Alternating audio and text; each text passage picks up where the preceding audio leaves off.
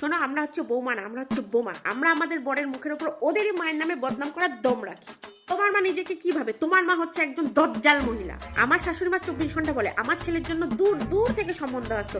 আসলে আশেপাশের লোকেরা সব জানতো যে আপনি কেমন দজ্জাল মহিলা, সেই জন্য আপনার ঘরে সাহস পেত না কারোর বাড়ির মেয়ে দেওয়ার। ননদ হচ্ছে ডিরেক্টর আর শাশুড়ি হচ্ছে অ্যাক্টর।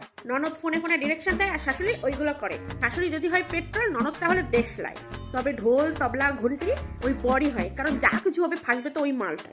শাশুড়িরা দেখবে কথায় কথায় বলে, এমা এটা শেখনি, এমা ওটা শেখনি, এ বাবা এই কাজটাও তুমি পারো না, ওটা কি আমার স্কুল নাকি যে আমি সবকিছু শিখে আসবো? শাশুড়ি বলে, এমা এটা রান্না হয়েছে এই ছিড়ি, এ বাবা এটা মুখে তোলা যাচ্ছে না, এত সমস্যা যখন আপনি নিজে করে খান। যদি তুমি সেই কাজটা শিখেও যাও তাহলে বলবে, এ বাবা আমরা তো এইভাবে করি না, আমরা ওইভাবে করি। বৌমা বাড়িতে আসার পরে দেখবা ওনারা আর কোনো কাজকর্ম করতে পারে না। তাহলে আগে এই কাজকর্মগুলো কে করতো? এইগুলো কি শাশুড়ি নাকি স্কুলের প্রিন্সিপাল? হ্যাঁ, যেখানেই যাবো না কেন, যা করি না কেন ওনার কাছ থেকে পারমিশন নিতে হবে। মা এটা করবো, মা আমি বাপের বাড়ি যাবো, মা আমি ওখানে যাবো।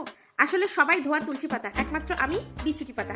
আমাকে দেখলে সবার চুলকায়। আমার শাশুড়ির চোখে প্রবলেম আছে, আমার ভালো উনি দেখতেই পারেন না। কানেও সমস্যা আছে, আমার ভালো কথা উনি শুনতেই পারেন না। ওনার পেটেও সমস্যা আছে, আমার খুশি উনি হজমই করতে পারে না। আমি বাড়ির বউ, আমি কেন খাবার হজম করবো? আমি তো শাশুড়ির টেরা কথা হজম করবো। শোনো, তুমি এই ভিডিওটা শাশুড়ির সাথে বসে দেখছো নাকি? তাহলে শাশুড়ি আবার ভাববে তুমি ওনাকে ইচ্ছা করে এই ভিডিওটা দেখাচ্ছ।